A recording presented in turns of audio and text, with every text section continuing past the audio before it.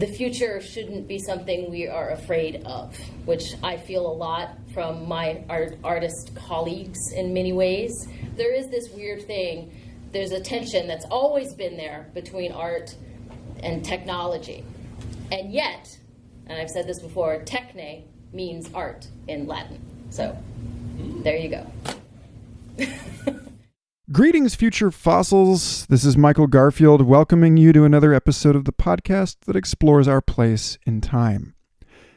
Last July, before the Me Too shit really hit the fan, I hosted a panel discussion, a Future Fossils live taping at the Electronic Frontier Foundation Austin chapter monthly meeting. Proposed topic: the pre- and post-history of virtual reality surveillance and swarm intelligence. This conversation, which was held at Austin's Capital Factory, it's a local co-working space downtown, kind of the cultural center of Austin's fast-paced digital entrepreneurial identity. And without question, the juicy place to hold a conversation that ultimately became a direct challenge to everything we think we know about the future and the narratives of the future that we have inherited.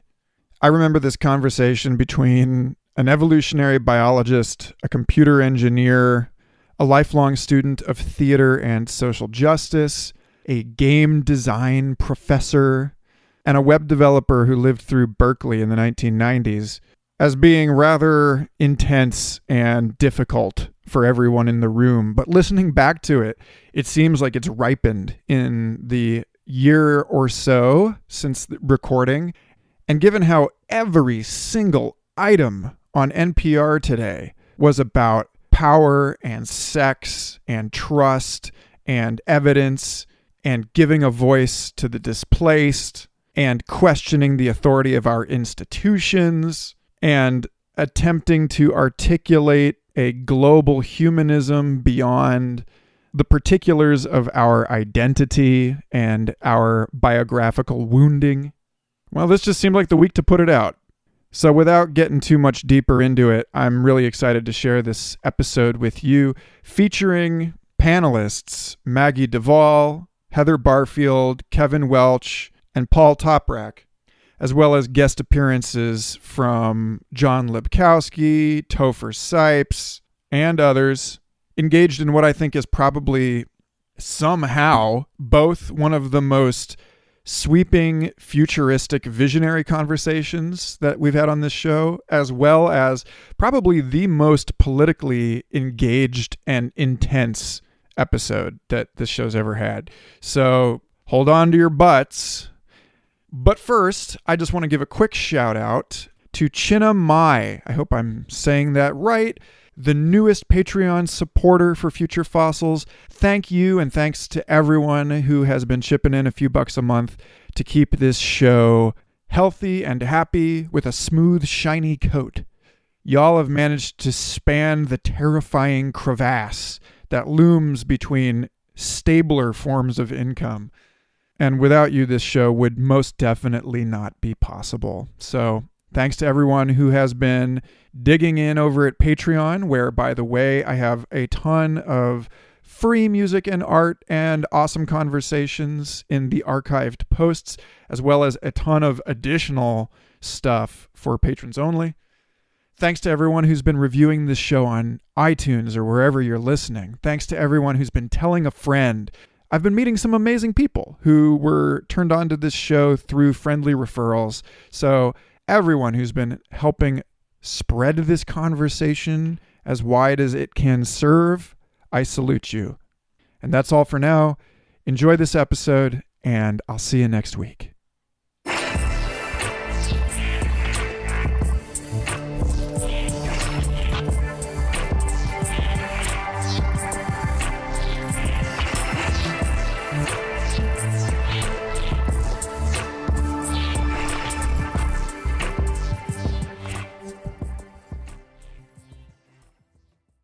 And without further ado, I am going to turn things over to our honored and esteemed guest, Mr. Michael Garfield, the host of the Future Fossils podcast, and he can tell you a little more about what that is. Sure. I don't know, would you prefer the moderator stand or sit? Stand, okay. So it is. Sit on the stand.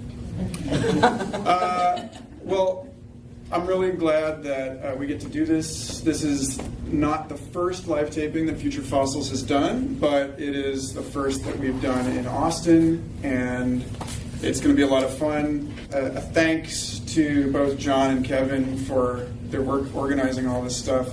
The next 2 episodes of Future Fossils coming out tomorrow and next week, by the way, are a special 2-parter with John where he goes through the whole history of this organization, and we get into a lot of wild-eyed speculation about the future of a free internet, and we talk about the new Alien movie, and that's like every episode of the podcast now. Yeah, it's really great, and it's on every available streaming platform.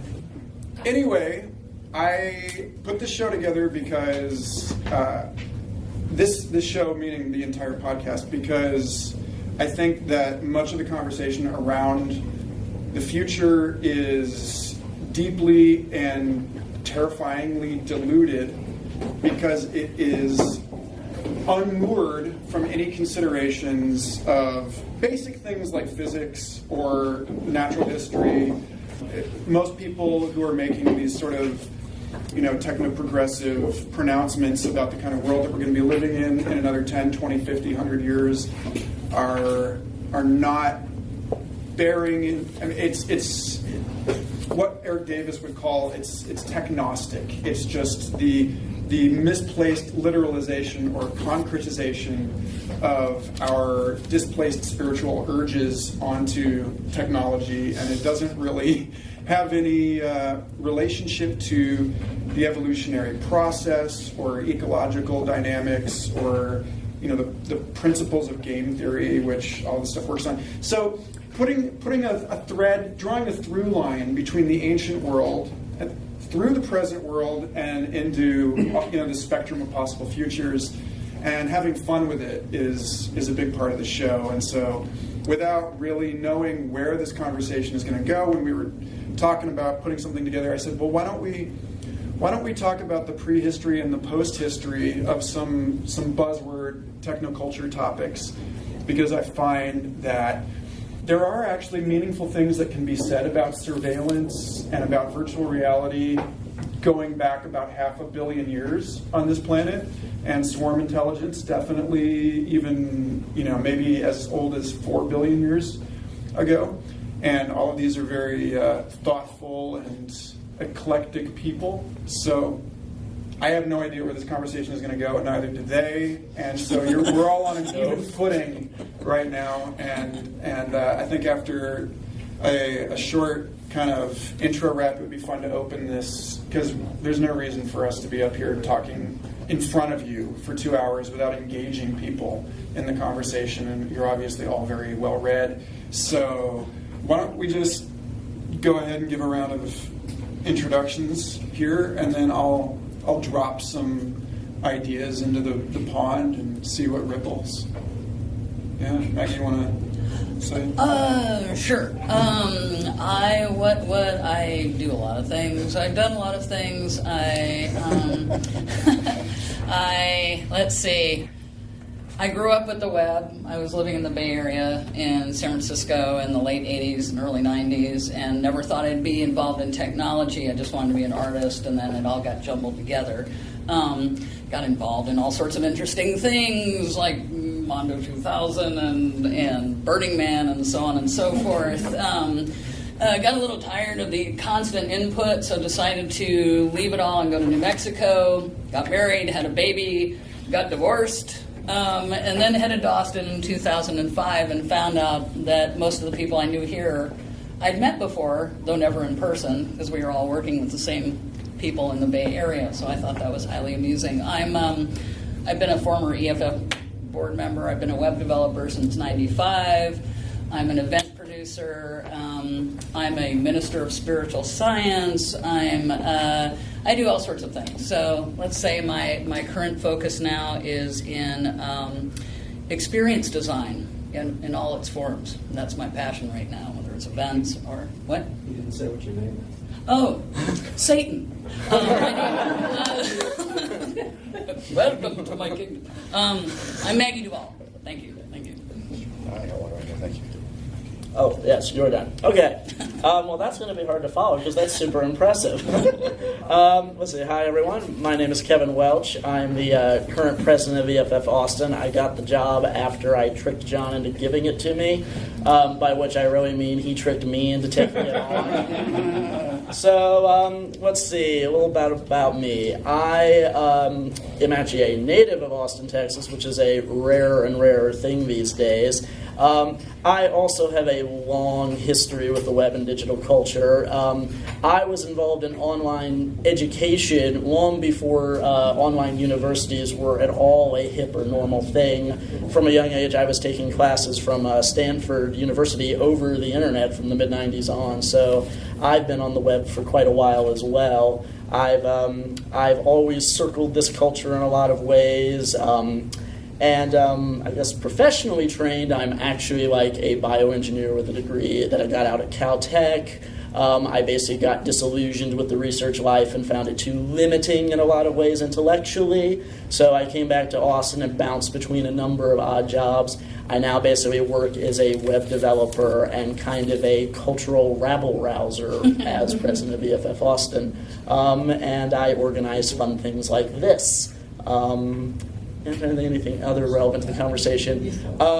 So I guess vaguely relevant to talking about this, other than that I think about these things a lot. My degree in bioengineering gives me something of the same biological perspective on these things Michael gets from his former life as a paleontologist, which I don't believe he mentioned, but that is awesome. Right.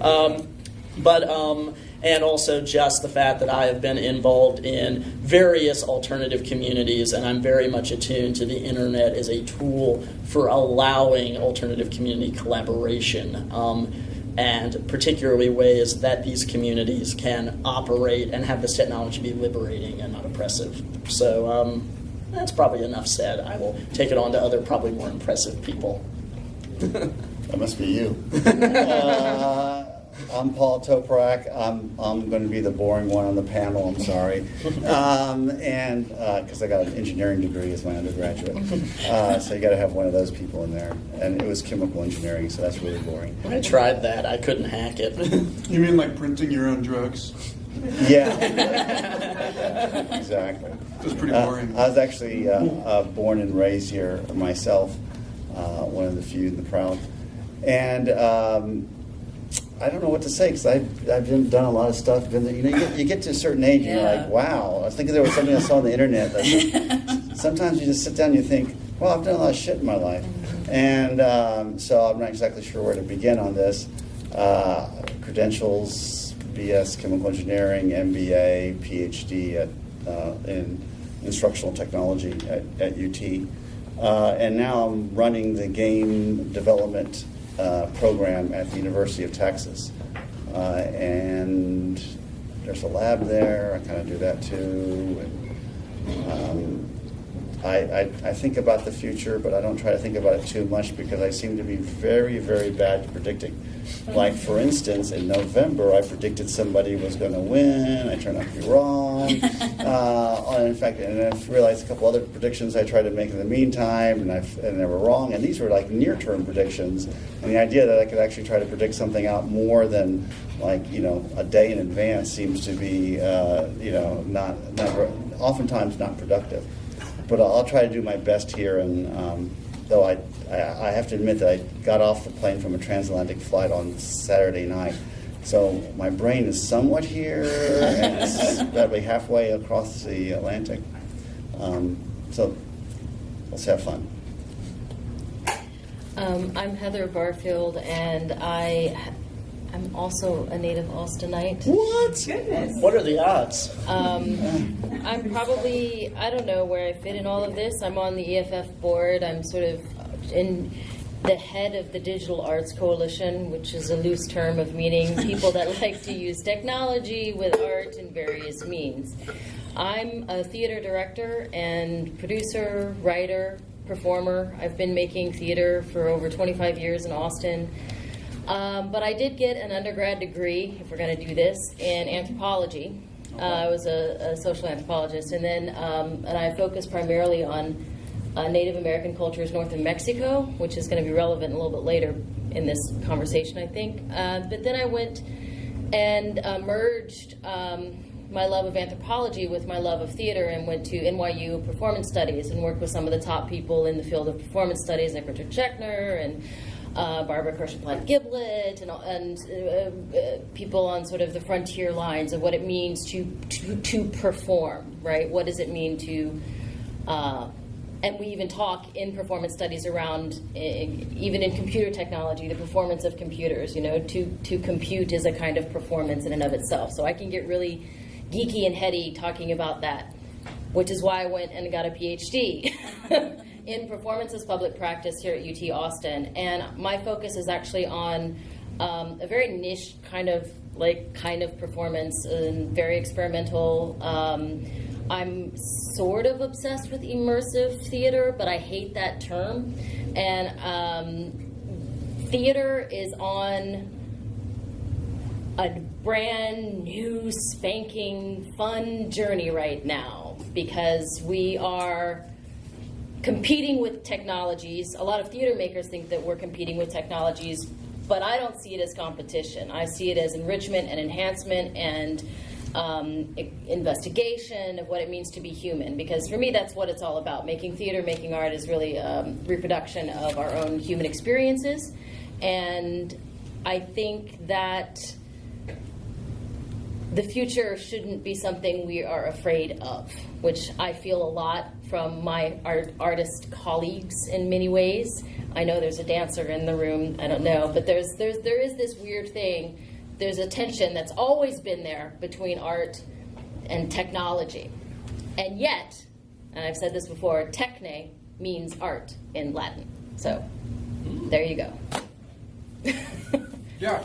There's your panel. There it is. Yeah, and I am super unprofessional, but I did go to school for paleontology and worked as a scientific illustrator for a few years before I started writing for Are You Serious at H+ Magazine, as well as a social media streaming music platform called Igly that was on track to be Spotify about 2 years before Spotify existed, and never managed to convince all 4 major music labels to sign on for a service where they give the music away. So I have a lot of thoughts about timing and how sometimes being ahead of the curve of history is just as bad as being behind it. But then again, the deeper you look into the past and you realize that so many of the things that we talk about as being really prevalent and unique to this day and age have precedence in the, if not just human antiquity, then like dating back to like before multicellular life, that really there is a certain continuity to things, and that's where I find both a sense for the sort of ever unfolding present that challenges narratives of progress or decay, but also a sense of like a continuity that allows me to not be afraid of how fast things are changing now, and that's really key here. And that's sort of the core to the conversation about the ways in which these platforms and technologies and conversations that we're heralding as emergent or novel may actually just be humans sort of rediscovering something that's been the case for life on Earth for a very long time. And one of those is, just to put this out there, one is swarm intelligence, which we see on display in slime molds and all forms of eusocial insects. That's hundreds of millions or billions of years old. then you have surveillance. I wrote as a Google Glass Explorer, I wrote a 3-part essay you can find online called The Evolution of Surveillance that traces the predator-prey coevolutionary conflicts in the evolution of new sense organs and new modes of intelligence gathering dating back to the Cambrian explosion and the evolution of the eye 540 million years ago, and says that you can, if following information theorist Richard Doyle at Penn State, he makes the point that every time you put up a new security camera, you find a new blind spot, and that there is an intimate relationship between entropy as a driver of the evolutionary process and these increasingly invasive or inclusive systems of data gathering and the extraction of insights.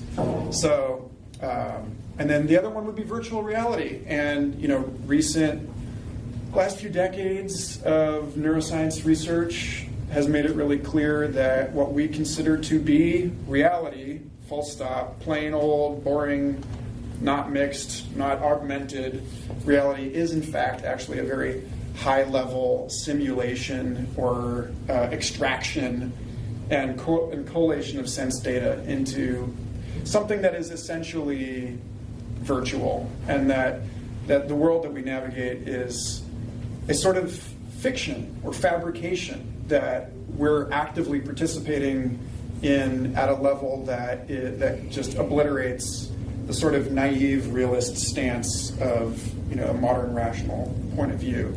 So to me, it seems like a lot of the spaces that we're getting into with these technologies are changing the way that we understand how things have always been. And we're starting to notice more and more that this, like the oldest forms of life on Earth are massively communal superorganisms, like the stromatolites, the big bacterial colonies that still exist off the coast of Western Australia. So I don't know where to go with all of this, but we have. I have a thought. Yeah, go for it. Yes, I don't have to have a thought. Well, I was thinking about what we were going to talk about tonight, and I woke up this morning and I'm going to. on my Do what? What makes you comfortable? this was on my mind. Well, I was thinking about the fact that okay, so I was just telling Kevin what I thought was funny. You're all Austin natives. I was born at Guantanamo Naval Base. My dad was naval intelligence, so I grew up in a culture that was all about surveillance, and I was watched. I have been watched since I was small, and you learn how to hide. So that was one of the thoughts I wanted to bring up. The other thing, so I was in that culture of esoteric knowledge through this sort of like idea of shadow government, because I know it exists. Because of the deep state. Exactly. So there was that on one hand, and then bear with me as I get to my point.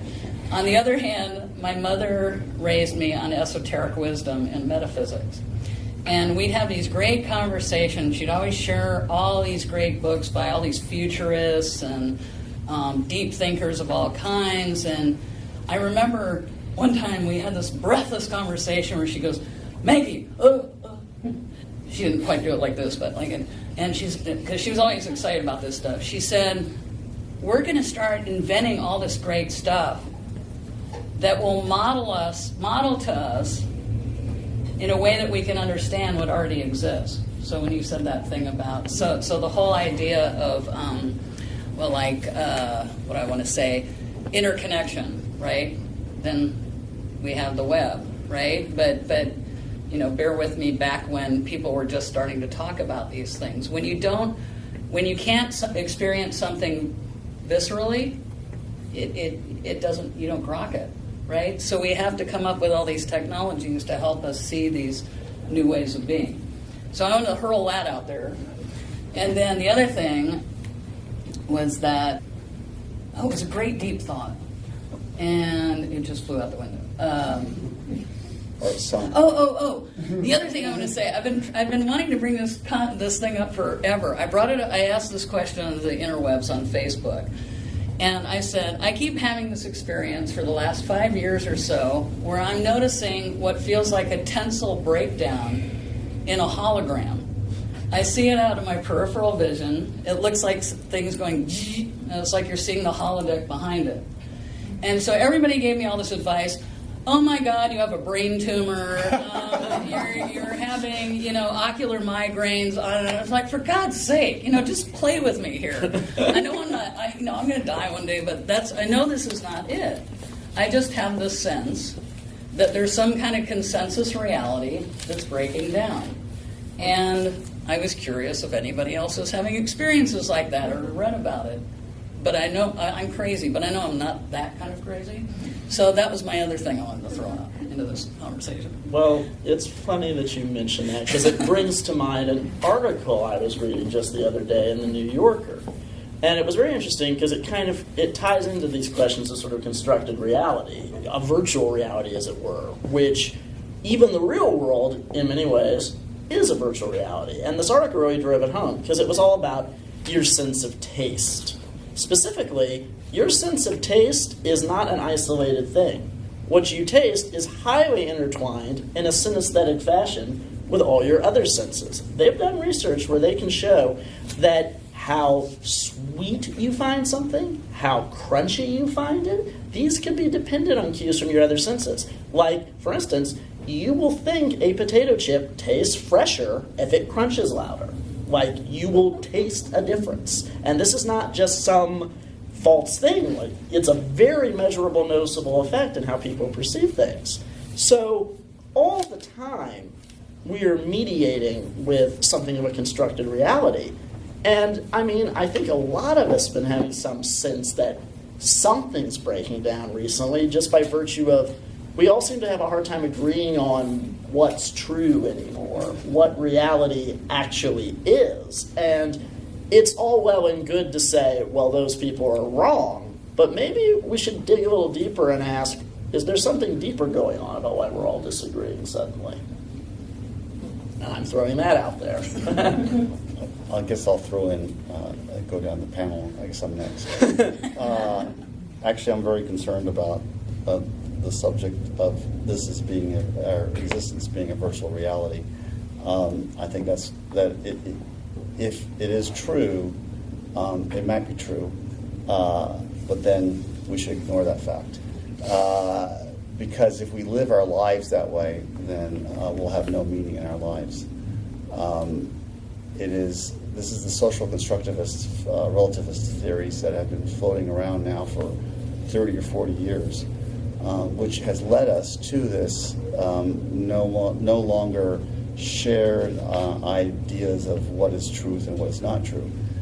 Granted, there may not be anything that's true, but if we have shared ideas of the things that are true, then we would have existence is going to be easier and better for people. As we see now, the fact that we have people who, it's hard to know what truth is anymore, which leads to all kinds of social strife. If relativism is supposed to work, then it needs to figure out like everything's relative to everything else, then nothing is true, nothing is solid. Our lives are just flimsy structures.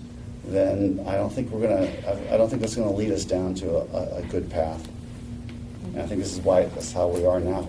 We've gone down this path, and now we're finding that. And what has happened is the more conservative people have picked up on this concept of, oh, by the way, truth is relative.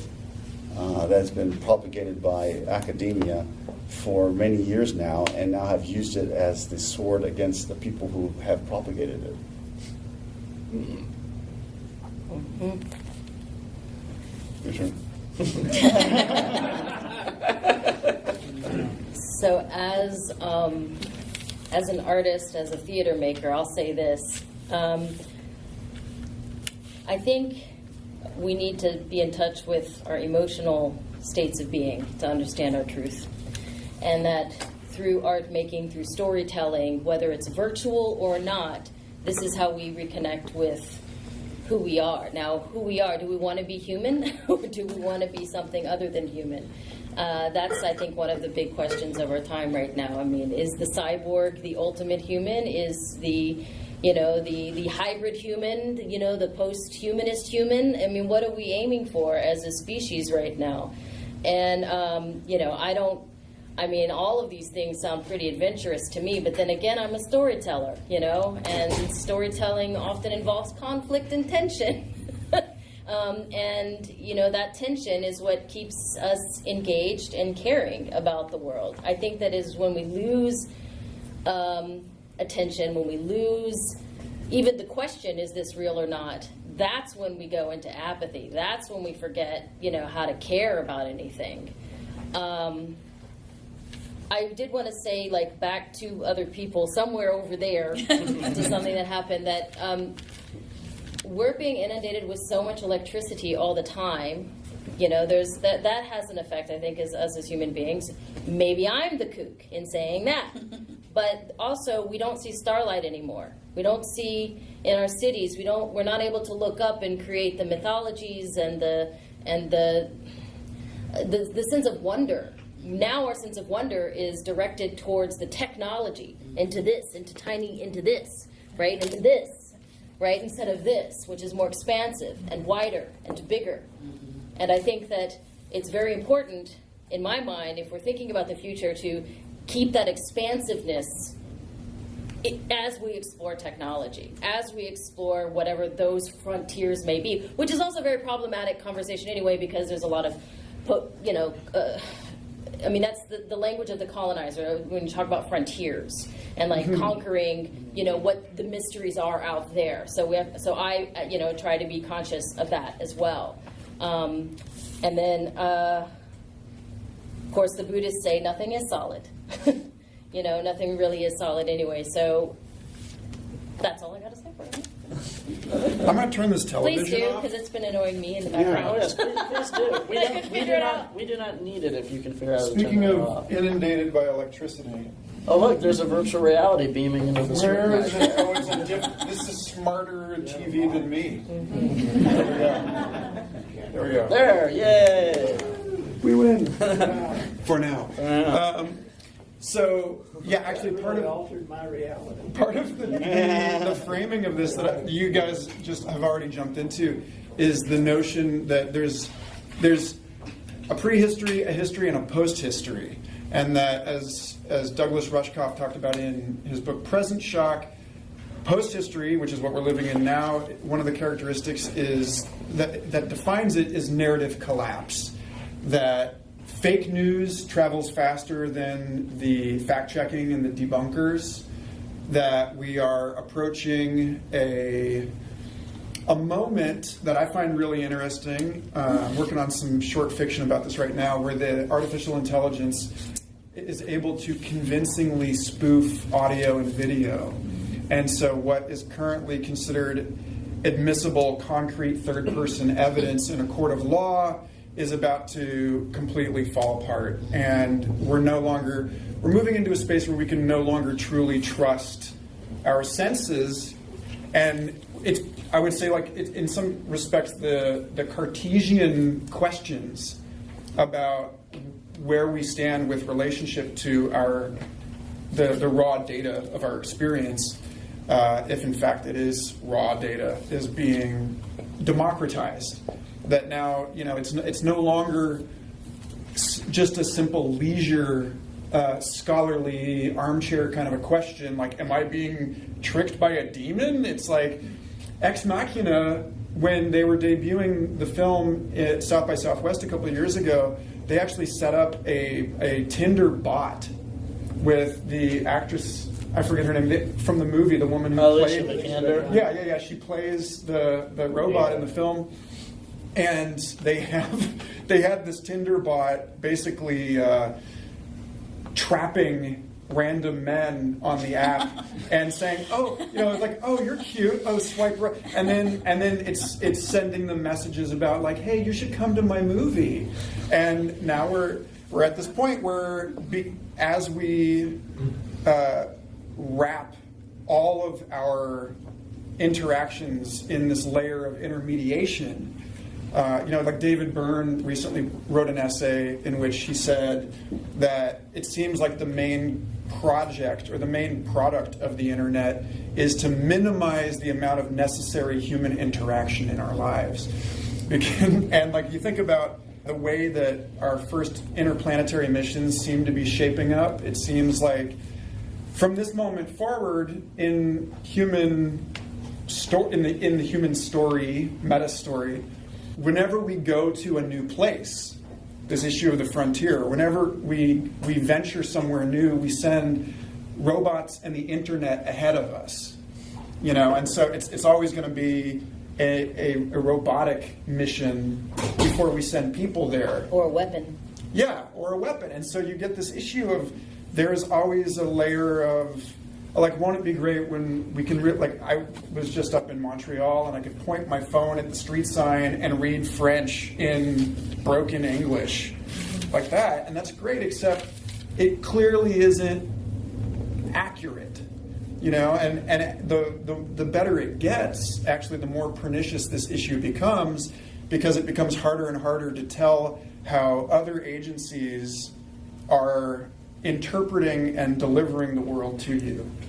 And so this is, I feel, where these three kind of keystone topics, this issue of virtual reality, this issue of surveillance, and this issue of swarm or distributed intelligence, or however you want to look at that, where these three things come to a head, because as we are navigating a sort of, if you will, post-singular moment, I really do think that there was, at least, for the sake of storytelling, I really do think that there was sort of a shift in and around 2012, where we went from more or less agreeing on reality to more or less not agreeing on it.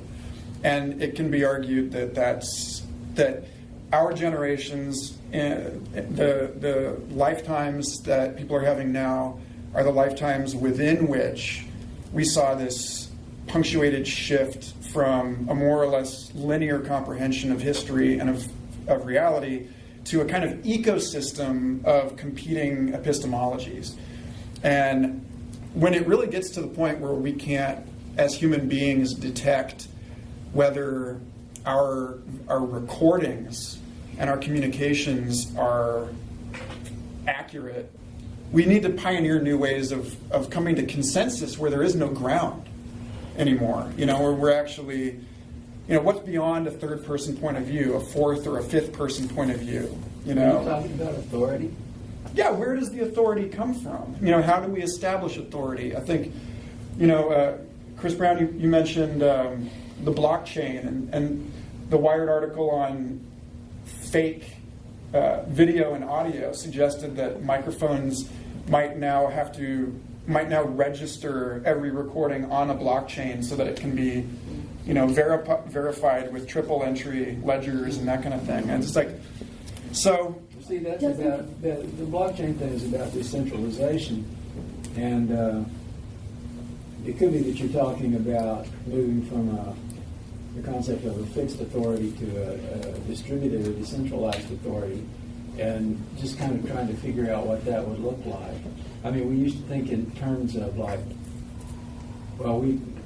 worked on a paper called Emergent Democracy, and one of the things we were concerned about was in emergent democracy, which our concept was that it would be sort of a headless system for organizing and governance and that sort of thing. But where does leadership come from there? Where does authority come from there? And it felt like it would be kind of fluid, and that it would pass from one subjective entity to another, and not necessarily be fixed in a particular person. Democracy kind of addresses that, where they define roles, but the roles can be energized by different people in the system. Well, I was thinking about, with the breakdown of the consensus, that what we all believe in. For me, I mean, this fake news and all that is scary, but I'm reveling in it because it's like I've always had this thing in me that was like, don't tell me who I'm supposed to be, how I'm supposed to be at this point in my life. Like, everybody's, if I was doing what I was supposed to right now, it'd be like, I'm a middle-aged woman doing blah, blah, and I'm preparing for my retirement. I'm like, fuck you. I mean, seriously, let me do that. If somebody wants to do that, that's fine, but that's not my story, right? And I don't want anybody being the authority over me, but I also don't like being the authority over somebody else. When I was in a management position at a company in California, I hated it because I didn't want anybody to do anything that I wouldn't do myself, right? And I didn't want to, but I've been thinking about this a lot lately. As I've tried the different constructs of leadership and stuff, like, I don't really like that. I don't really like that. I'm noticing there's something about, I'm going to get a little woo-woo here, but there's something about developing trust and an internal kind of compass and not basing it on everyone else's whatever, that allows collaborative leadership to emerge somehow. I don't know how or why or what, but it's like the more I personally go and get out of a hierarchy and into more of a distributed, it's like there's flow, there's ease, and that's all I have to say about it. It's just something I've been thinking about a lot lately, and what the professor about. Yeah. I just lost my train of thought, sorry. I wanted to add, so my personal background is I grew up in communism, and I have special interests in collaboration in communities, but not on the capitalism side, because growing up in communism, I grew up with that sense that the government is an institution. It's there to, F you, essentially. You accept it or you just waste your life, fighting a system that's already broken. So in coming to America and capitalism, I'm, I love the American dream, but capitalism and democracy can sometimes be counterproductive to each other. And what I wanted to add, and the reason why I'm adding my background, is just that's where my point of view can come from sometimes, in having some limited experience as a young child with communism. And what it sounds to me like, we're fighting to find the authorities, which are the masses. We vote with our dollars in a capitalistic democracy. So the masses organize the authorities. They become the centralized new institutions of the norm. But because we have more access and there's more capital available to us to act and live and do whatever we want and say whatever we want. And we can publish our works and we can live off our lifestyles, or we can build huge startups and pitch our ideas and then get funding and just become like exactly who you wrote about in the book. So we create the same systems unless you, the futurists, give us new visions that we want to participate in. And that's why I think, I moved to Austin. It's a huge innovation hub, and there's just so many opportunities. But even myself as an entrepreneur, and I'm working with great teams and great minds, let's say, not even just great teams, just great minds, I still can't find the models, even 20 years later, to truly be able to allow me to learn as I grow and collaborate at the same time, because we've become so, and I love capitalism. I just think that technology, just like science, has brought us to the stage where the spiritual practice of the West has become capitalism, yet we won't acknowledge it because we have funny feelings about money, which has no feelings, it's just a tangible good for an exchange. We talk about markets instead of exchanges, and we talk about the end, the tangible that we receive out of something, like an experience, so we want to quantify it, versus the actual, just experiencing it. The science mind wants to qualify it, quantify it, take it apart, and then rebuild it.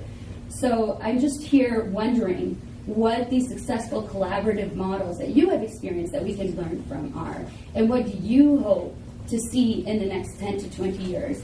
Because as I sit here, I don't think we're changing too fast.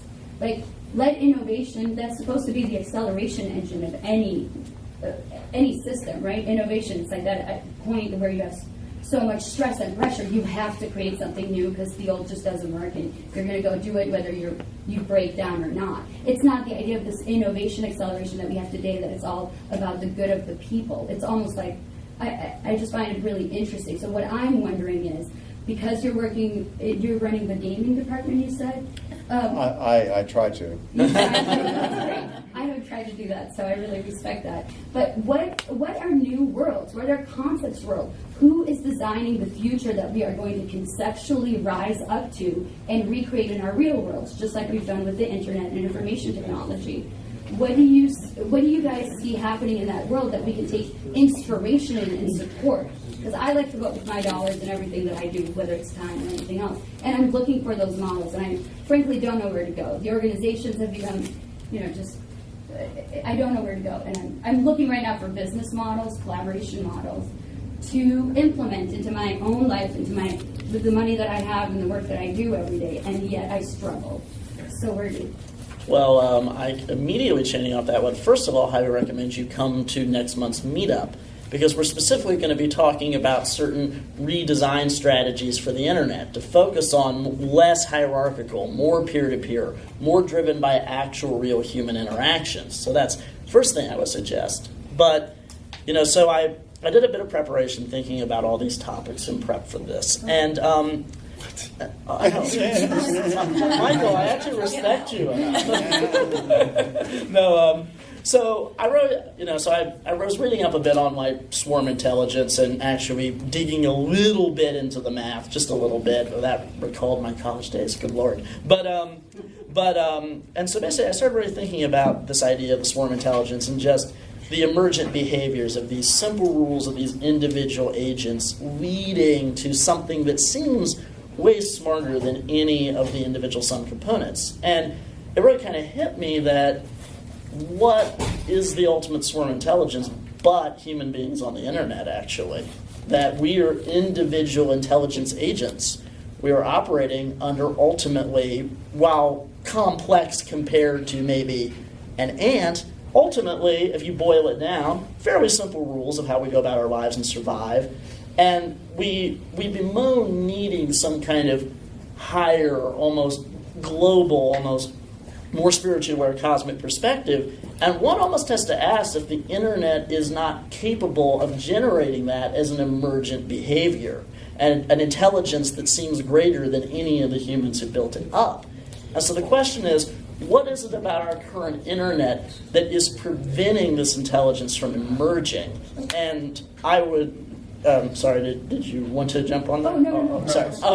And I would argue that one problem we're having is very much rooted in the current hierarchical nature of the internet. Specifically, to tie it in a bit to the other topics of like sort of virtual reality.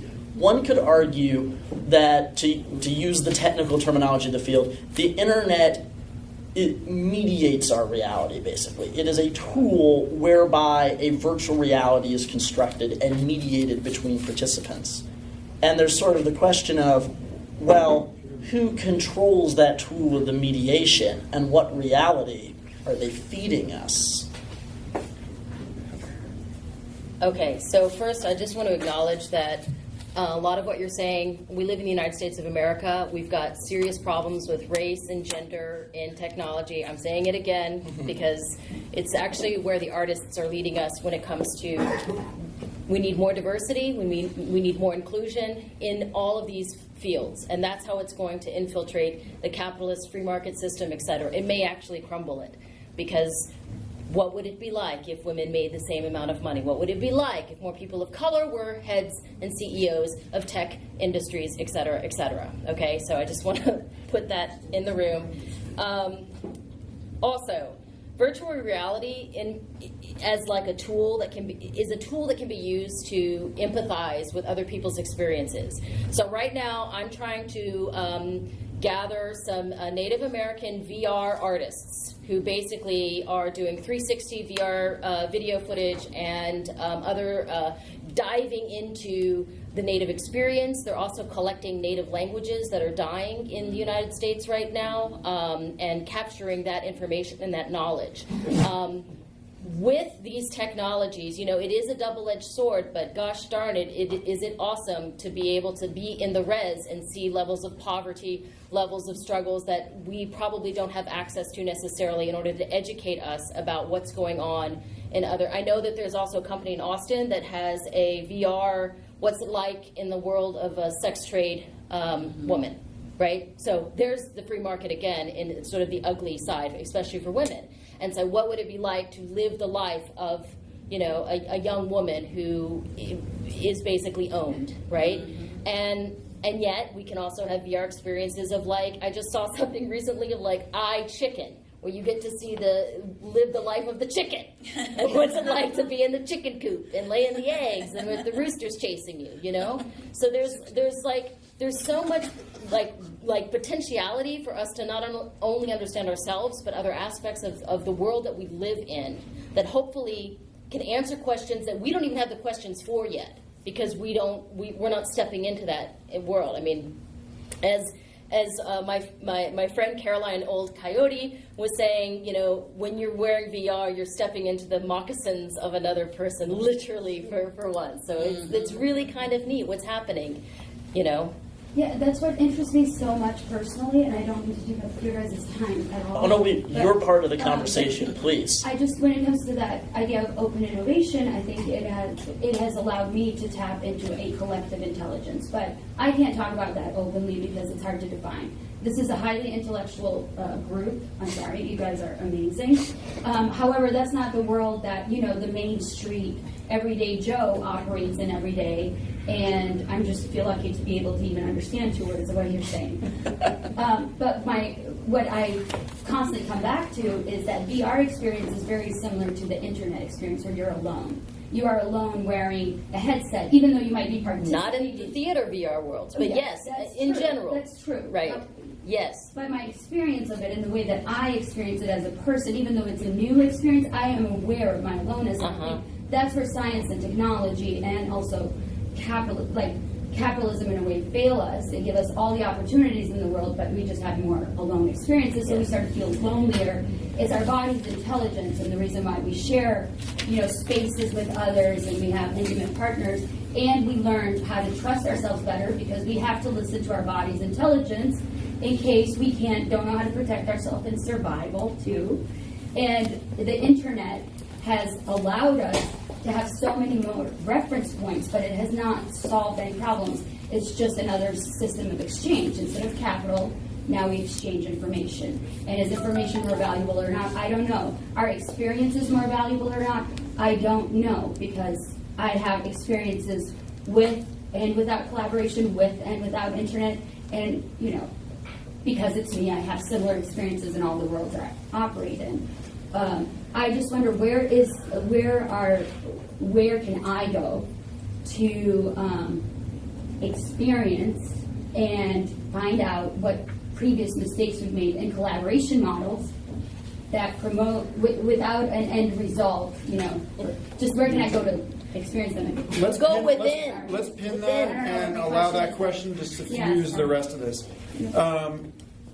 In that vein, I think one of the things that I would kind of put to you and see where you stand with this is that when we're asking questions about strategies that we would take or dispositions that we would take with respect to the future, with respect to innovation, I mean, arguably, I've been a part of a lot of, and I know this is true of you for sure, and you also probably, I've been a part of a lot of flawed, visionary organizations. No. I don't know anything about that. Did I mention I work at the University of Texas? Did I mention I'm a failed academic?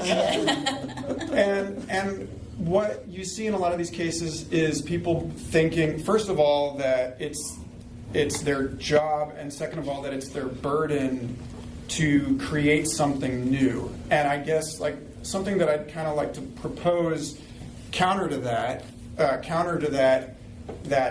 pioneer attitude of taking a so-called white space venture. Like I was discussing this with artist Daniel Rosenberg in a previous episode of the podcast about virtual reality, and saying the idea that this is just this blank slate upon which we can project our imaginations and build something, completely ex nihilo is absurd in the same way that it was absurd for Europeans to come to North America and act like nobody was living here.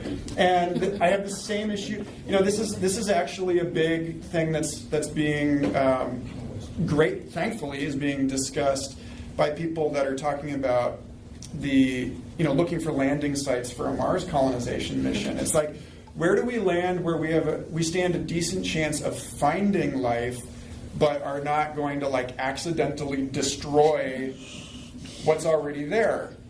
In the Marshall McLuhan sense that technology is prosthesis, what do we stand to lose by assuming that these media, like virtual reality, do not already have characteristics or even sort of like a geography or even like perhaps like entities or inhabitants?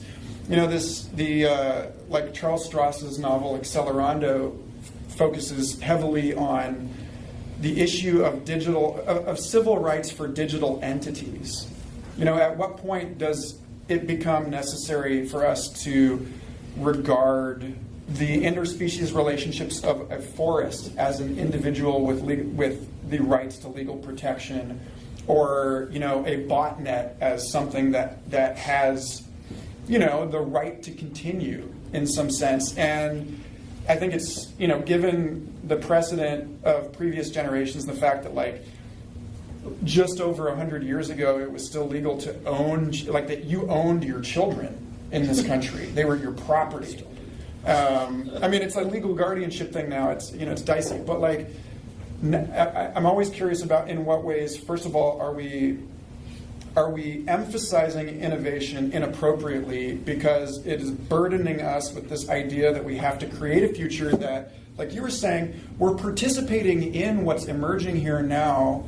What's emerging here now in the way that an anthill is imminent yet transcendent to the ants is not something that necessarily we have any direct control or over or knowledge of, And then also, we ought to, I think, question the enculturated emphasis on inventing something that doesn't already exist. It seems like there's a sense in which all of this stuff is here already, and it's just a matter of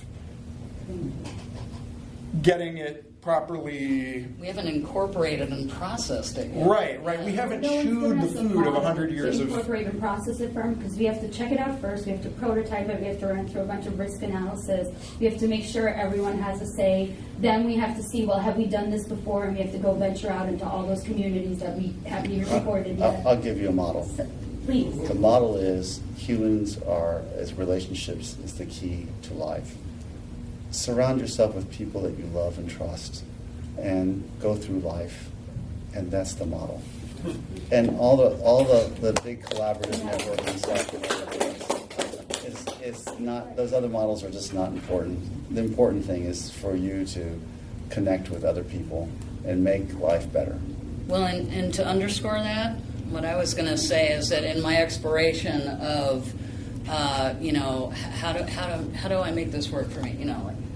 I find myself now working on in many projects, but the two that I'm really loving the most is I work in a co-op with John and a few others. It's this co-op model of web development, and we're using technology to work with one another, but we also meet face to face. There's a certain feeling of family, and there's no feeling of hierarchy. There's just this emergence that happens. If there's a problem that needs to be solved, we talk it through. It's fascinating to me. So I've got that on one side. And on the other side, I'm working with a collaborative model of women. So like the co-op event. But the co-op I'm with, there's women in that too. But right now we're working on developing a wisdom portal. So it's using technology to disseminate ancient tools for collaboration and mentorship and moving through life and so on and so forth. And then it's the same thing. It's my friend Stephanie here, that it's her vision, but she threw it out there to like about 20 women, and it's just narrowed down to the group that felt like it could work together, right? And it's just emerging. I don't know how that's working or why that's working. I'm just paying attention to both, and I find it really fascinating that for me, it's answering something of, I was a loner for years because, I was in that whole model of got to pull yourself up by your bootstraps. And I'm a single mother because I made my bed, I got to lie in it, and all that stuff.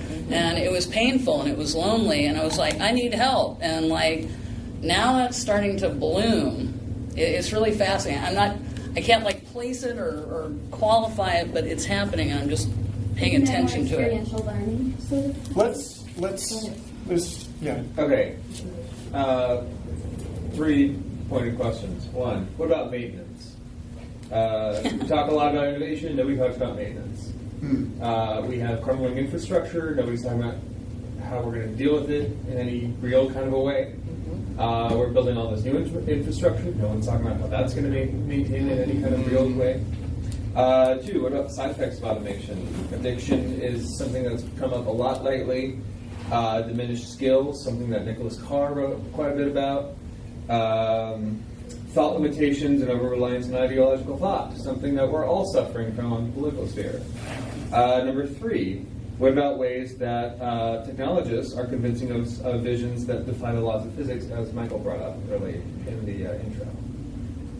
That's it.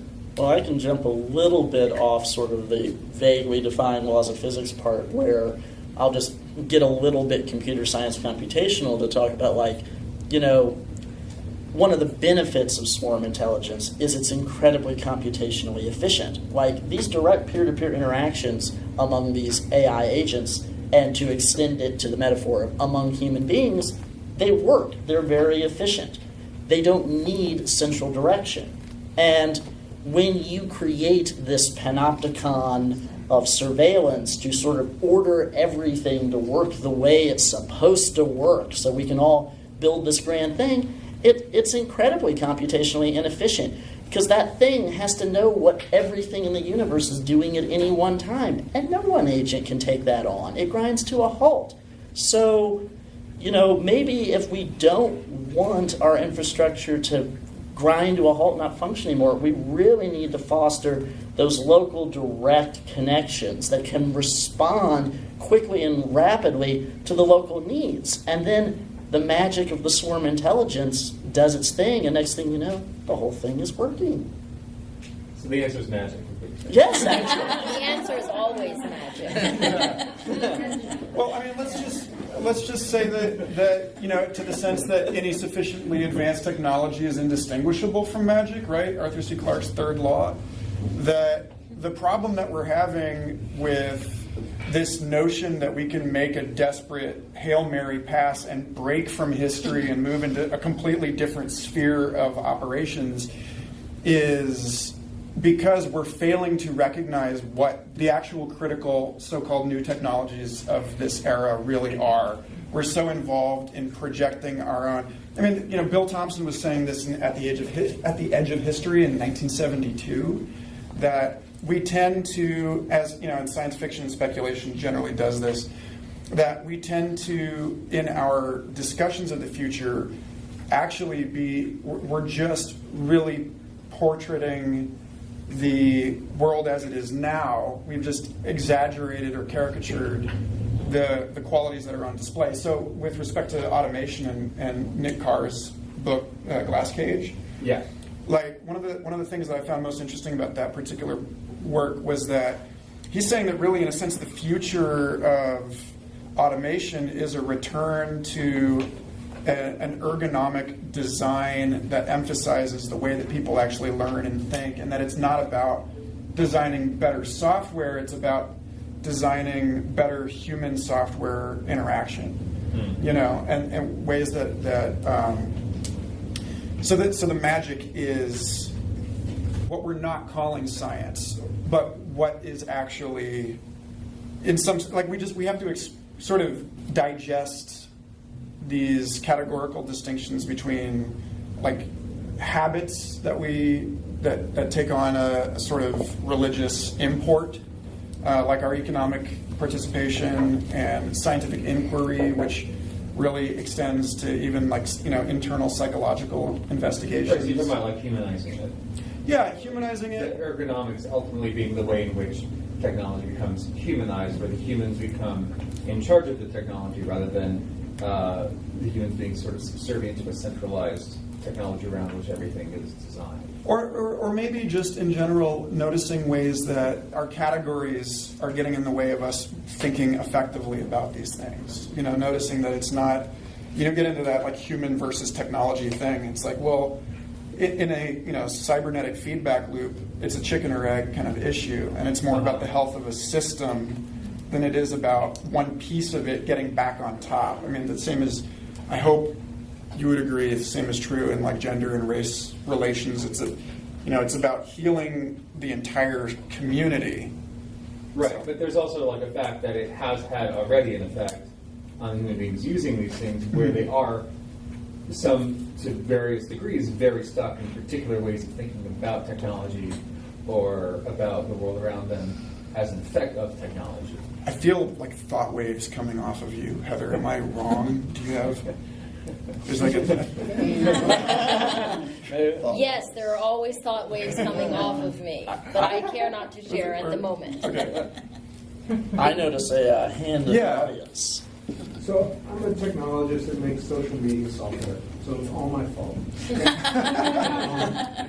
So, but let's, the other point, or the main point I'd like to make is that all of the pathologies that we talk about for social media that are supposed to help community creation, we also identify these pathologies before we created the technology. The Daily Me was a thought from the 80s. Right, this is not a new thought. The fact that there are Facebook echo chambers and Twitter echo chambers and MySpace echo chambers, I thought you liked that, were to be expected. And as a technologist, I built the technologies that did not allow human connection. I allowed polemical statements. And as a result, in fact, I was also on the HTML working group. Okay, so you can blame the fact that the language of the web is broken on me too. Okay, I'll take all blame. Okay, but that's also the point, is that we knew when we created the web as a publishing medium that we did not think through the human connections or other values that should have gone into it, even though we knew intellectually that we had not done so. And I think that's part of the thing we have broken. We broke the community, we broke the broader community. I think the fact that a Trump voter doesn't think they can talk to me is part of my sin. Okay, because they've gotten together and communicate to themselves and don't believe they have a bridge to people like me. And I think they are wrong, and I try to reach out to them. The wrongness isn't their Trumpism.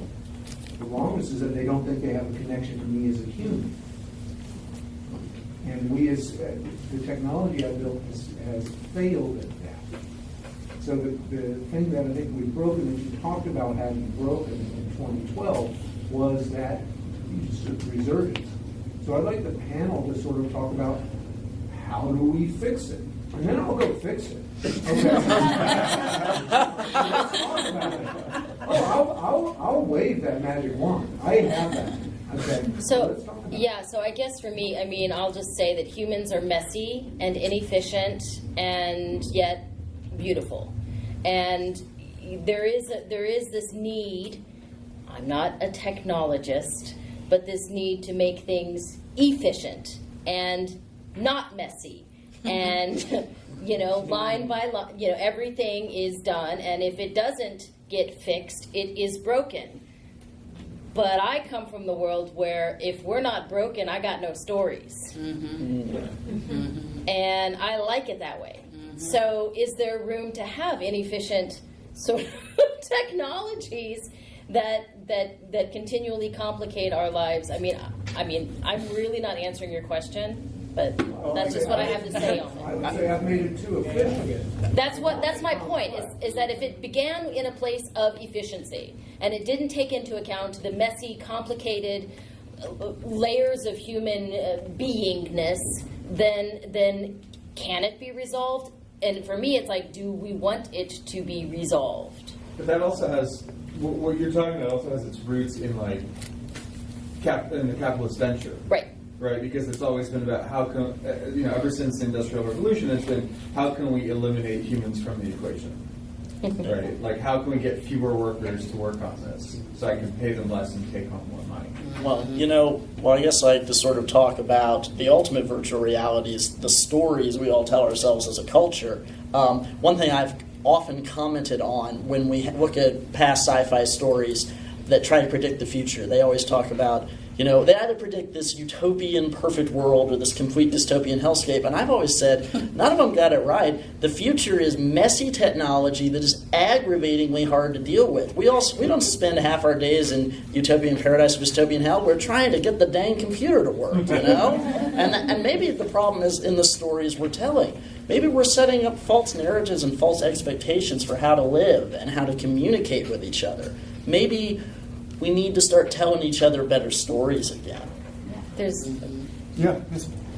I was just going to add on to the bits and pieces about where it was saying, like, well, what if instead of trying to make perfect objects or instead of trying to make perfect systems, that is actually going to be the crux of it, because as humans we are imperfect. We make things that are going to be fundamentally imperfect, and through that we wind up going into collaborative efforts to fix those problems. If we didn't have a problem to fix, how would we work together? I mean, even if we're talking about biology or science, it's always that fundamental need to overcome something, that fundamental need to break through and either become successful, stumble and fail, or fall down, get scraped, and get picked up by everybody else. What if instead of looking for something that is perfect, which is never going to happen, that's just a fact, we can try our best, but because we are human, because we are who we are and the influences that we have, that's what makes us powerful as a group. We all have different things to contribute, we all have different thoughts, we all have different skills. But if you took out the problem, well, then what is everybody going to work on? What are we as a species going to work towards? So this issue of efficient or inefficient, I find really fascinating. Looking at it through the frame of evolutionary dynamics, and that sexual reproduction, syntactic language, multicellularity, all of these things are examples where the selection process favors a combinatorial approach over an additive approach. That the thing is in a kind of like a Stanford design school sense, it's rapid ideation, fail as many times as quickly as possible, and something will come up. Or like the recent research that was done on crowdsourcing intelligence, where they had a bunch of random people they pulled off the street predict geopolitical events 6 months out, and they averaged it, and they found that the average of all of these random non-intelligent agency professionals was able to predict something at least as good as the people who were trained in this field, which is a lot like the work that, to get a little kooky, Cliff High of Half Past Human, who uses a swarm of web bots to do linguistic analysis on web traffic, and claims basically that we are, in aggregate, that we know the future, and that you can actually detect in the patterns of the emotional intensity of specific words and their relationships, that people seem to know months in advance of major fluctuations in the stock market or political events, or like even weird things you wouldn't anticipate, like a terrorist attack. But there's something in the field of our collective imagination just below the threshold of our awareness that when you look at it from space, that you can actually see this stuff coming down the pike. And so there's, the question is, in a sense, like, how do we disabuse ourselves of these notions of efficiency and inefficiency entirely, and start looking at the place where the two different views of information as the opposite of randomness or a perfectly random string of numbers, as having the most information because it can't be compressed, like Claude Shannon and Boltzmann. They have kind of like two paradoxically opposed views of information. One is that information is the opposite of entropy, and one is that information and entropy are the same thing. And so, these are, again, with like the sort of digestion of past and future, like if this is all about, from one lens, everything is running up to some massive universe brain, everything's connecting to everything. In another sense, it's a decay, into noise. But if randomness is the highest information that we can have, then we're looking at this all wrong. I'm seeing an image in my head, going back to that whole, intelligence father, metaphysical mother thing. I got two sides. I was shown two ways of moving in the world. One was anally retentively efficient, because it's the military. And then the other was my mother, which was like, be interested in everything, interact with all different kinds of people, learn from everything and anyone you come across, and so on and so forth. And while you were talking, I realized that the way I've learned to move in the world now is neither one nor the other. Each has its own time. And I go into these times where I feel like an amorphous blob of information gathering and idea sparking and connecting with people. And then I come to the point where it goes into this sort of hierarchical thing for a brief time to direct action, and then it dissipates again. It's like this sort of inbreathing and outbreathing of neither one nor the other. But I just see the people that are all about, I see all the people around me that are, let me give you an example. I did a job a few years ago where we had to do an immersive experience for an unnamed semiconductor company that we went out to Silicon Valley to visit. And we walked into that building, and I felt crushed under the weight of everyone trying to out-achieve one another and out-perfect one another. They all looked horribly unhappy. And they were given everything. They had the fabulous meals, and they had their, ping pong tables, whatever the hell, all that stuff. But everybody looked miserable. They, I could just feel them because I used to live in that world. Mm-hmm. It's like you got to outperform everybody, and like, what are you all racing toward? That's what I was sitting there thinking. What are you racing? I get it, but what are you all racing toward? And you'll never be more perfect than the next person. You'll never get there. Right? And for me, I'm more about, the way I move in the world now is all about everything in its own time. It works. It really works. Not pushing the river, not trying to dismantle the obstructions, but flowing around them and building on the other side, something different and new. I know I'm being kind of woo-woo, wishy-washy, but that's what I am. Well, I'm about to be a little woo myself, actually. Despite being a scientist, I have that more metaphysical component as well. And you talking about those tech jobs, that gave me a brief flashback to when I briefly had one of those jobs in San Fran, and I think I felt very similar things to you. And I think you were sensing that is ultimately a virtual reality, and it has no relation with a human reality in any way. And, I guess just speaking of my own sort of way to navigate this paradox of existence, to do my own woo reference, I like to think of some of the stuff that Robert Anton Wilson likes to talk about. Specifically, he informed me of the work of this philosopher who I'm not going to remember his name, but I remember what he came up with. So if you Google this, you can learn more. But he, in the 1930s, invented this alternative to the English language called E prime, for English prime. And the thing about English prime is you are not allowed to use any variants of to be statements in English prime. You may not say, I am a scientist in English prime. That's a forbidden sentence. You can't say, he is a father. You can't say that in English prime. You cannot make statements that are just declarative to be factual statements. What you instead have to say is you have to contextualize all those statements with a place, a time, and a current belief. In other words, it is a language that says existence is not known, it is probabilistic. Specifically, to sort of paraphrase Anton Wilson's thoughts on the subject, he basically says, I think people who believe in UFOs are foolish, but I also think people who don't believe in UFOs are foolish. Basically, we can be very certain of certain things, but it is embracing that inherent uncertainty that will always be at the core of existence. Existence is not tidy, and it never will be.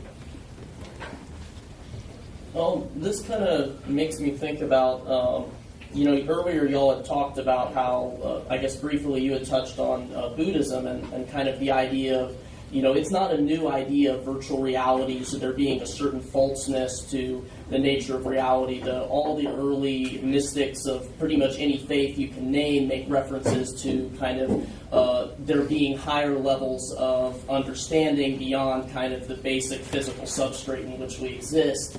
And so, y'all were kind of talking about how some of these ideas that virtual realities and things like that, what is innovation? Are these problems new? Or are these the same old problems just in new variations, new forms? Is it a new coat over them? And it kind of made me think about, when you're talking about what's the perfect kind of system, or what kinds of innovations can we use to make the internet more humanistic, to make it more something that empowers people, that brings people together, instead of something that is used perhaps to impose certain narratives or certain specifically chosen virtual realities that may benefit certain people. And one of the things I was kind of thinking about with that is Gödel's incompleteness theorem. And anytime you try and make some type of overarching system, anytime you find a solution to a problem or kind of name all of the rules within a specific system, you're creating a paradox right there, and so there's always kind of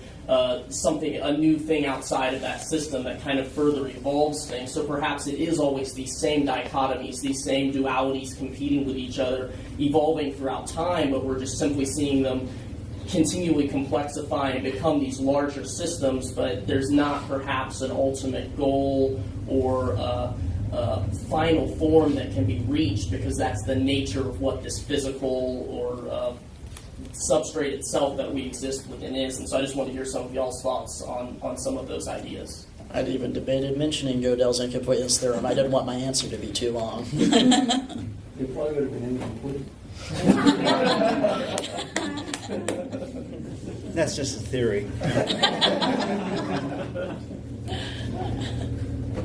Well, in a way, this kind of, one of the things I was excited, not to put you on the spot, Paul, but one of the things I was excited about having a game person on this panel, one of the reasons for that was because I think about the argument from evolutionary game theory that lying is persistent, that you can't actually... in a system where a small number of agents can effectively or successfully or whatever, we've already eaten those words, but can deceive people or other agents for their own benefit, at least in the short term, there's always going to be a certain background level of deceit in the system until, if it reaches above that threshold, then we end up in one of those where it flips, and the message that was originally false becomes true in its negative image, and so I think we're all living in this space now where certain things, where it's common knowledge that Fox News is lying to you, and so you read it the opposite way until they wise up to that and start sending you real news so that you think it's fake, and so this issue of there being what Bucky Fuller talks about, the tensegrity, that there's a sort of a dynamic equilibrium between these different worldviews, different strategies, and that's persistent in this. So I'm curious, in light of all of that, what the study of games has lended to your understanding of moving into this world that we're moving into, or game theory is really done by economics, economists. So it has nothing to do with making games or developing games or are thinking about games, except for the fact that they kind of game some theory that they have, like the President's Dilemma is a game, if you want to think about it in those terms. So I don't usually think about game theory very much at all. In regards to predicting the future, the thing that you learn about with games is that play is emergent, and that you create a set of rules and you let the players play it, and whatever emerges from their playing is different for every player and every time they play, or else it gets pretty boring after a while. So, for instance, tic-tac-toe is pretty boring after a while. I guess you could call that having emergent behavior and emergent play, but you can pretty much solve it, and once you solve it, it's no longer really a game to play. There's also the possibility that you can solve chess too, but the number of possibilities is so large that a human can't solve it. The computers have been able to do that. So so that's why predicting the future is very hard, because we have very simple systems can have a very large amount of emergent behavior. Humans are a single human is nearly infinitely complex, and then you have 6 billion of them interacting with each other. Then it's really difficult to predict, because it can go any different direction based on stuff. Only in retrospect, maybe we actually, I don't even think in retrospect we can understand it. That's assuming that we understood history, which we don't, right? So we can't even agree on history. So it is, and that's what I take away from games as a theory about the future. So we're playing a game where our move history is literally slowly erasing itself, so we can't even learn from our own game. Well, not easily anyway. Yeah. So I have determined that really it's very difficult for us to learn from history as humans, and I base that on that we teach history as if it was factual, and therefore people don't really feel it, and therefore they don't really understand it and can make decisions about it. I mean, wow, who would have predicted that if we invaded Iraq that it was going to be a big mess afterwards? Not like it wasn't done 50 years, literally 50 years earlier by Churchill, and nobody, it was factually, that was what people understood, but they couldn't feel it. And connecting this back in some weird way to virtual reality, what I'm hoping is that we'll actually teach history in a very you feel it.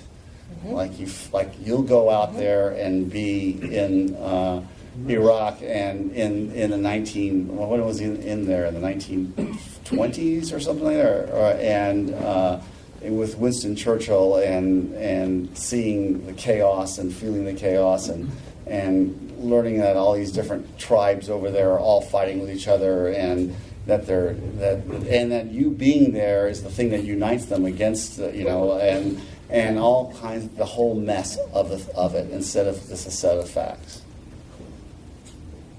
Yeah.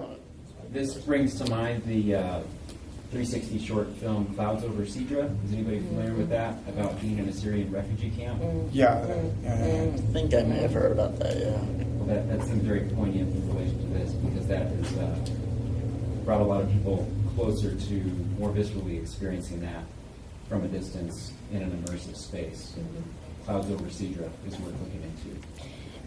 They're having a lot of trouble getting journalists and other people into refugee camps, not just in Syria, but in Germany and in Greece, the whole migration pattern. And it's getting harder and harder for people to bring cameras into those spaces so that we can understand what's going on outside the space to even help them. And I think that there's a couple of other projects similar to that are underway right now. I think I've seen a couple Kickstarters around it. But so here's the thing. We don't have enough data to say whether or not that actually is having an effect, right? Whether or not that kind of immersive going in those environments, it's so fresh right now like the problems are still there. You know, just going into that camp, what does that do? I mean, it's sort of like doing humanitarian work. You're one person against a really ridiculous odds of trying to help an enormous problem. And anyway, I just wanted to I mean, it's worth a shot to do it, but, you know, I don't know if it's going to solve anything either. You know, it's not an end game. You can't solve the game. You know, this isn't a gaming issue. I know. I have something else I want to. I don't care though.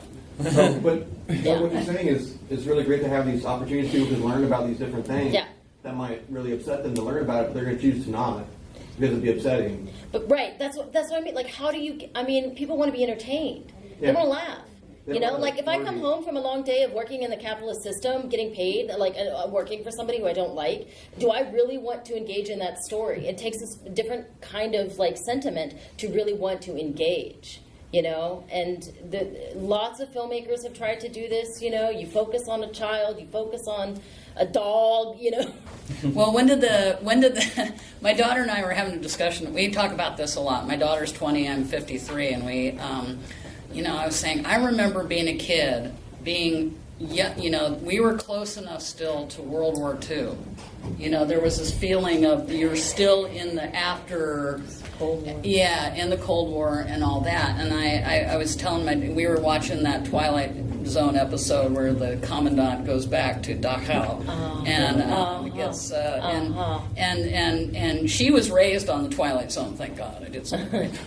But you know, we were talking about that. You know, she said it just doesn't have a visceral effect on kids. I mean, for her, certain kids, yes, but you know, but I told her, like, God, I remember like being in 7th grade and we read John Hersey's Hiroshima and we watched the footage from Hiroshima and you know, we talked about it and we all as kids were crying and we felt it and we're like, we don't want a world like that. We don't. Where did that go? Where did that go? Because it seems it just doesn't. It's like whoosh, you know. It is in the theater. Yeah. I will remind us. I mean, it is a visceral experience, but yes. So it seems like there's a connection here between this particular issue, which is the establishing of a historical continuity, and then this issue of maintenance, right? And it's like, to the degree that our society becomes more and more informational in its like explicit emphasis, then more and more of the infrastructure is transparently our stories and the transmission of culture, you know. And I mean, this is one of the reasons why, like, one of the main influences for this podcast is the Long Now Foundation, Right. And right, like maybe part of being ergonomic means paying attention to not getting overwhelmed, you know, not overwhelming the society. Right, but the complexity that we have to manage now with the transmission of story is, like, I guess you look at, like, where you can kind of argue that human culture began, and it's right around the time that we start being socially organized and well-nourished, therefore well-nourished enough that people are able to live long enough to become grandparents, and that there's an emergence of a new type of entity, which is the elder, you know, that's not totally preoccupied with raising children. And you see this in orcas too. Like, they've got it. They have grandmas, you know. And it's now an argument in the evolutionary sciences that's the reason why we don't remain sexually generative through that we live longer than we reproduce, is because it's the actual unit of selection now is the entire community of people, you know. So I mean, we're at the heart, I think, of where I hoped that this would go, and we only have like 10 or 15 minutes left, so I really want to leave it to the esteemed experts on this panel. Yeah, but and all of we're faceless. No. We do have another hour to talk about this stuff too, down at the firehouse. The point is, how can we be good ancestors in a world as turbulent as this world? Or how can we cultivate this kind of eldership and wisdom? And Anyone can answer this, I guess. Well, we'll get to the panel in a I'd second. like to get back to your point about there being a connection between involvement, which was what you were saying, and maintenance. And I think it ties back to the perfection statement as well. It's that utopian thinking, that we're all busy trying to design a system that is going to be perfect and take care of everything. And the failure of utopian thinking is that unless everyone that's involved in that system is accountable and on board with that system, it never works. I mean, libertarian works. Libertarian philosophy looks great on paper. Communism looks great on paper, but unless everybody that's involved in that system participates and isn't accountable, it doesn't work. So I think the big thing that we have to solve isn't all this nuance. It's how do you encourage people to be accountable, especially in the face of a culture that punishes failure. How do we get adults to be back in that system where you're in kindergarten and there's no such thing as fail. You're learning. So how do we get that mindset back into active culture and get people to want to be involved and accountable? Because as long as we try to build some sort of system that's going to handle everything for us, then sociopaths are just going to come in, take that system over and abuse it. And so we have to engender accountability, I think, above and beyond anything else. So Maggie really brought up the notion of balance when she talked about her two parents' worldviews. And what I've really heard throughout the evening is the focus of the internet really being about efficiency and problem solving. And I think that both of those things are fine in and of themselves, but I think they're highly unbalanced when you only go that direction. So Dr. Deming was not exactly a woo-woo kind of person, but he understood that efficiency had to be balanced with effectiveness. Otherwise, you could be totally efficient at doing something that was horrifying. Right? I mean, Humanity doesn't know anything about yeah, I know. As in do the right thing right the first time. And we have gotten so indoctrinated into efficiency, we have totally lost sight. Is this even taking us somewhere we want to go? Mm-hmm. And then on the problem-solving side, I'm not hearing nurturance, and I'm not hearing life-giving forces.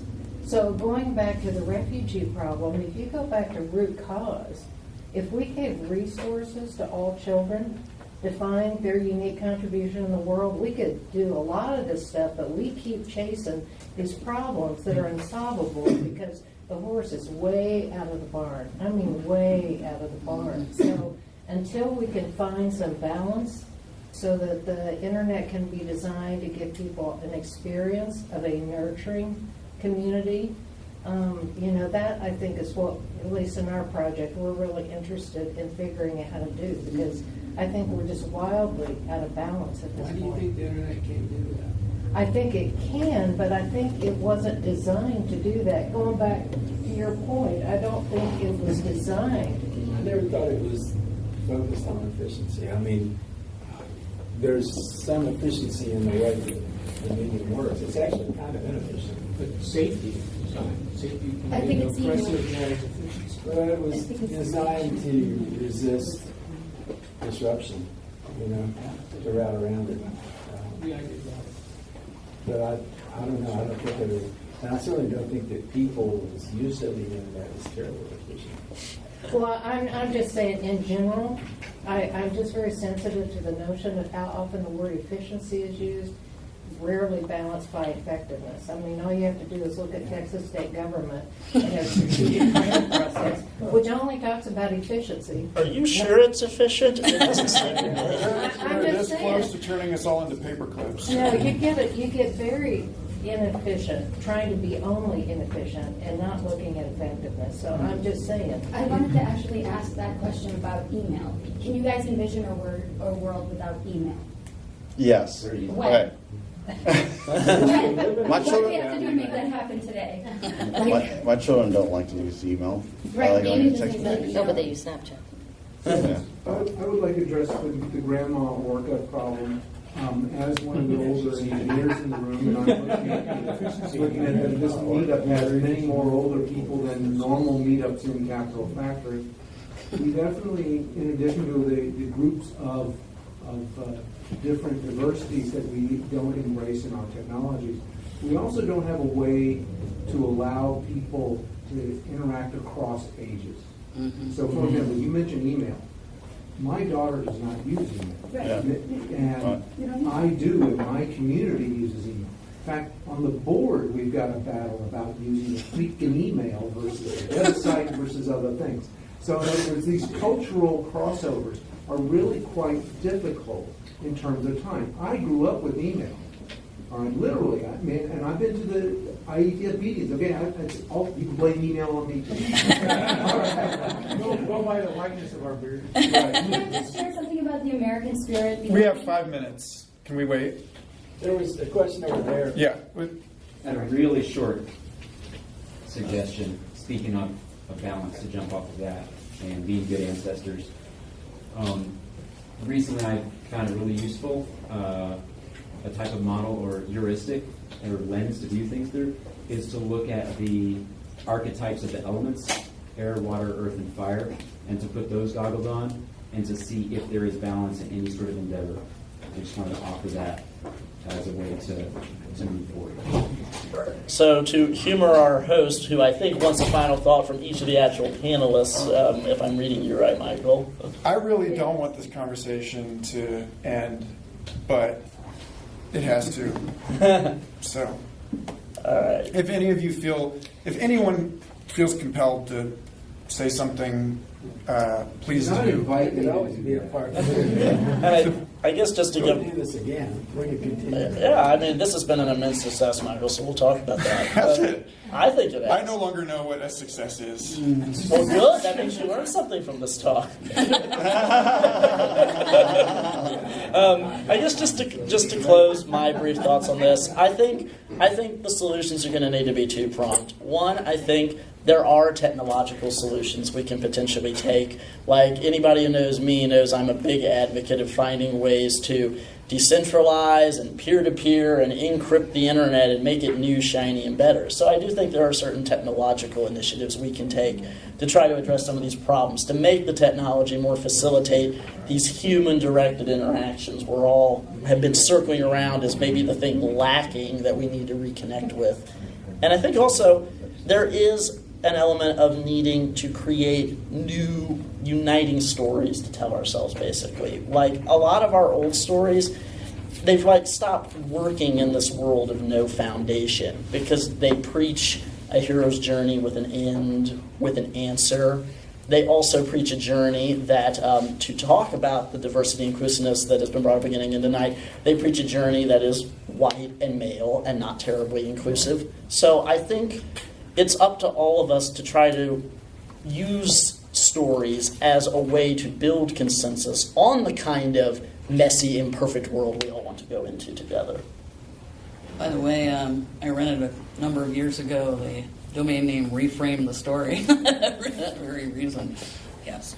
So, and I agree with that. And as I so crabbily brought up earlier, anybody telling me how my life is supposed to look or what adventures I can and cannot have or how it's supposed to be, I've always asked, what committee decided all this? I wasn't on the committee. I don't remember it happening. I don't remember when they posted the rules.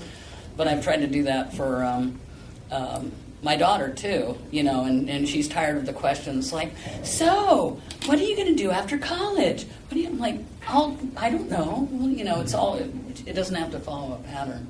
And I would love to see the promise of technology, find new ways that we can localize it to help people at the local level use it in ways to connect here.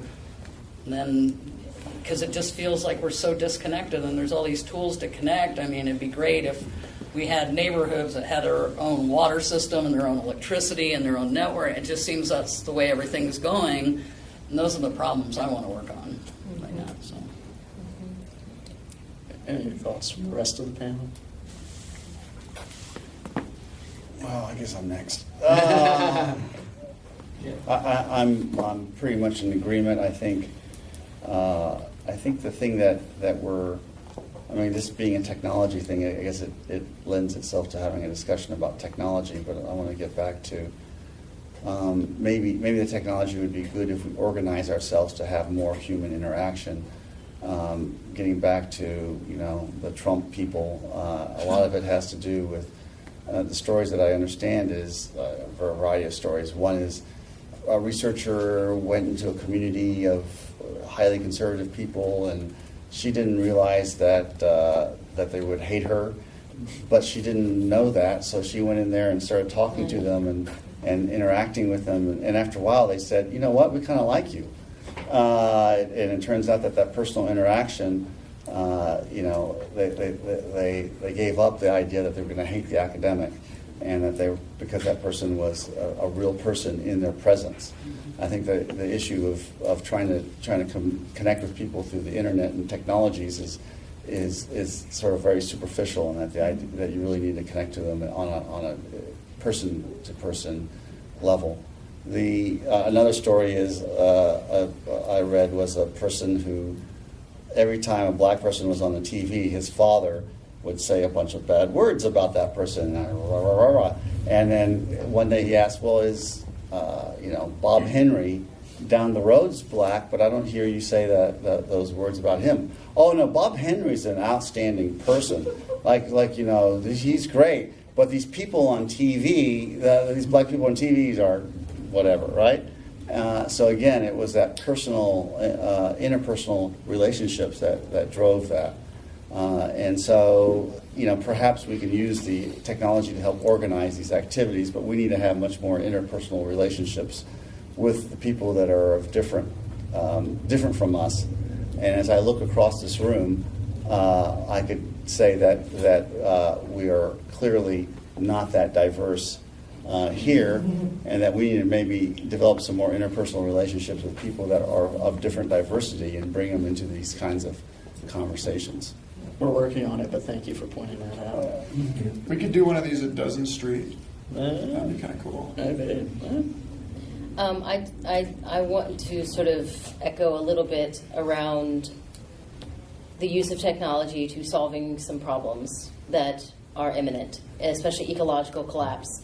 And if earth, air, fire, and water is speaking, if they are speaking right now, they want us to help them.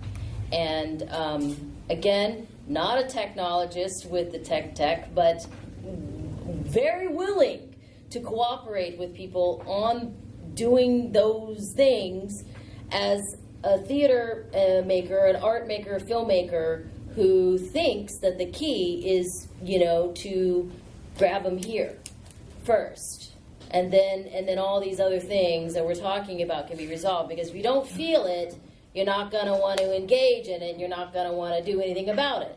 If you make me really interested in, a crab that lives on the Texas coast that's endangered, that I know nothing about, but if I see a children's play with a crab in it about the Texas coast, something's going to shift. I mean, it's just the way it is. That's how our human brains work. We cling to story and images and experience more than we do computations. Now, I might be wrong about that, but I did my best to break that. But anyway, so that's how I hope to contribute in sort of, in some of the tensions that we're having right now around this amazing topic, which I think should be a new course at UT, and I'd be happy to guest speak. Given that there's thousands of courses at UT, I bet you there is already a course on this, or at least a sub part of a course. Be awesome. As long as it's on. Right. That's a good idea, Mike. It's a good idea. Well, friends, that was messy. I hope you enjoy messy. I would love to see you guys at the Firehouse, but if you cannot make it for the little schmooze and booze after this, then I hope you'll grab a card or leave your email up here, and I can keep you posted about the two-part John Lipkowski EFF history that's coming out on the show. We got another real interesting episode we just put out was with Mitch Altman. He co-founded the Noisebridge hackerspace in San Francisco. and was instrumental in the early years of Maker Faire. He just did an episode with us. We've had people of all different walks of life on the show because the goal is to work on establishing one of many repositories of experience and wisdom, and to encourage curiosity and long-term thinking. And I hope that we have done that for you today. And I'm honored that you all took the time to come up here, and and I thank you, and I hope that I get to chat with every one of you at some point tonight. So I'd like to thank Michael.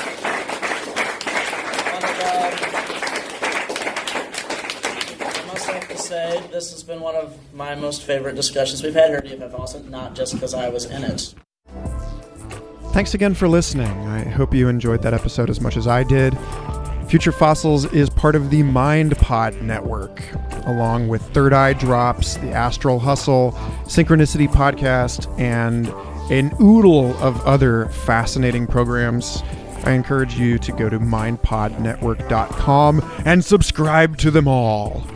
And stay tuned, because we have some awesome episodes coming up on Future Fossils. But for now, may your now be exquisite, long, and wonderful.